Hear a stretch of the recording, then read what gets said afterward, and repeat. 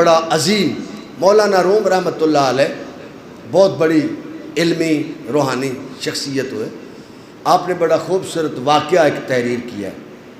آپ فرماتے ہیں ایک مرشد کامل تھے شیخ، تو ان کا مرید تھا، اس کا نام تھا قیس.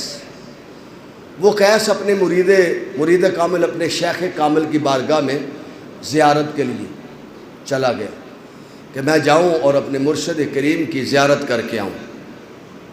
تو جب وہ چلا گیا تو مرشد کریم گوشہ نشین ہو چکے تھے. آج تو پیری مریدی کا کوئی نظام اور بن گیا نا. مرید کی جیب پہ پیر کی نظر ہوتی ہے، اور مرید جو ہوتا ہے وہ پیر کے لنگر خانے پہ نظر جمائے رکھتا ہے کہ یہاں سے آنے والا لنگر کیسا آئے گا، کہاں سے آئے گا، کس طرح کا ہوگا. لیکن اچھے لوگ آج بھی معاشرے میں موجود ہیں، ان کی وجہ سے یہ کائنات بچی ہوئی ہے. اچھے لوگ ہر دور میں موجود رہتے ہیں، لیکن ایسے لوگ بھی ماحول میں موجود ہوتے ہیں. تو وہ مرید کامل پہنچا شیخ کی بارگاہ میں، تو آپ گوشہ نشین ہو چکے تھے. آپ نے خادم بھیجا، کہا میں ملاقات نہیں کرنا چاہتا، تو بس تو خوش رہو.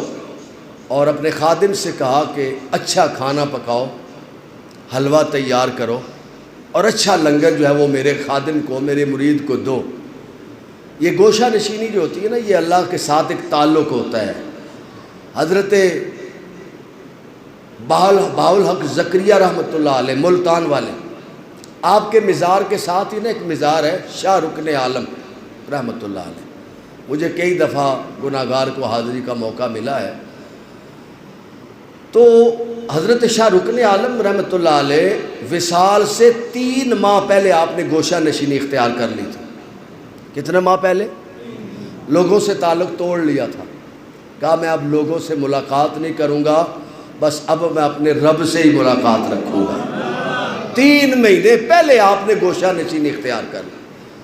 تو قیس جو تھا وہ اپنے مرشد کے پاس آیا. مرشد نے اچھا لنگر، سونا کھانا، بادام ڈلوا کے اچھا، مولانا روم رحمۃ اللہ علیہ سمجھاتے ہیں، فرماتے ہیں کہ اچھا کھانا دیا.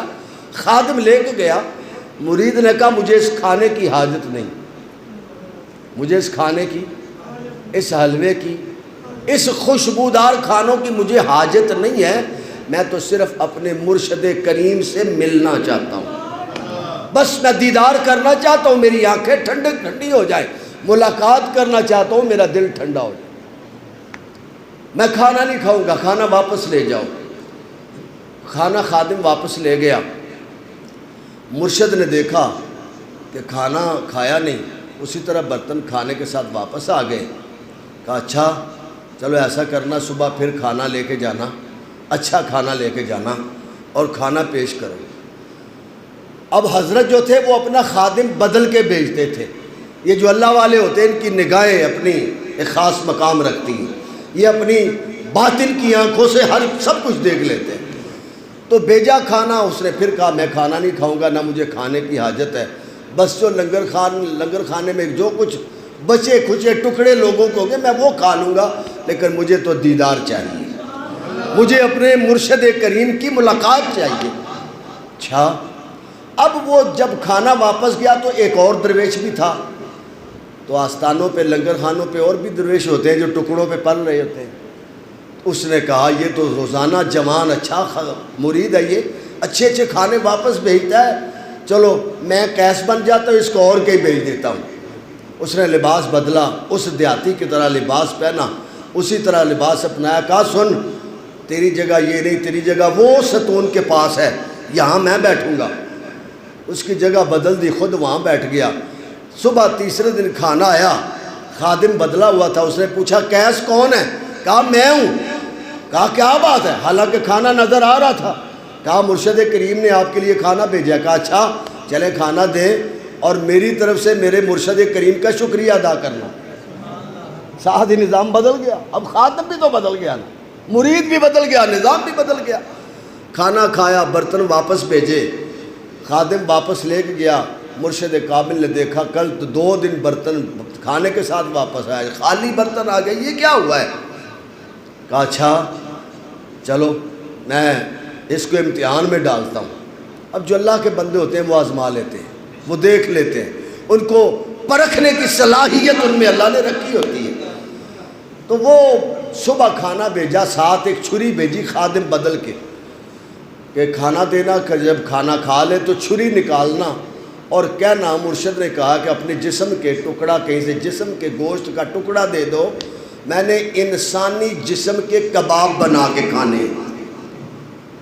اب درویش کا کام تھا خدمت کرنی، حکم ماننا۔ وہ آیا، کھانا دیا، جب کھانا کھا لیا تو چھری نکالی۔ اس نے کہا جی مرشد نے یہ بات کی ہے۔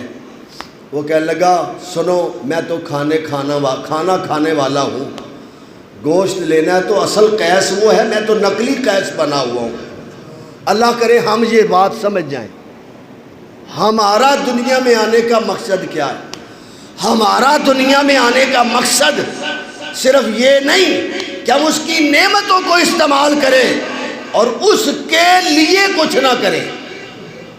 ہمارے آنے کا مقصد یہ کہ ہم آئیں اور اس کو یاد رکھیں۔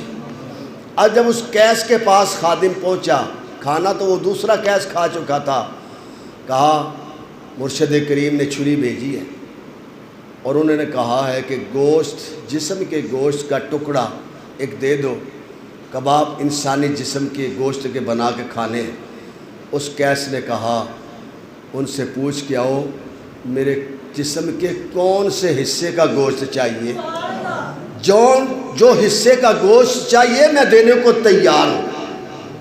بس یہ بات ہو رہی تھی، ادھر کامل مرشد اپنی باطن کی نگاہ سے دیکھ رہے تھے کہ قیس حلوہ کھانے والا، کھانا کھانے والا کھانا کھا گیا اور گوشت دینے والا قیس تو موجود ہے۔ اتنی دیر میں مرشد کامل تشریف لائے، کہا ہمیں تیرے جسم کے گوشت کی ضرورت نہیں، ہم تو دیکھنا یہ چاہتے تھے تو ہمارے لنگر خانے کا مہمان بنتا ہے یا ہمارا مہمان بنتا ہے۔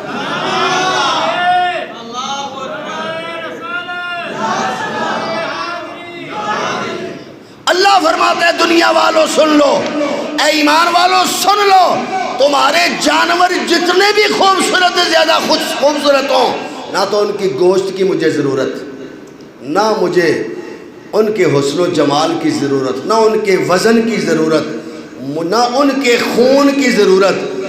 میری بارگاہ میں نہ گوشت پہنچتا ہے نہ خون پہنچتا ہے، میری بارگاہ میں تو تمہارے دلوں کا تقوی پہنچتا ہے۔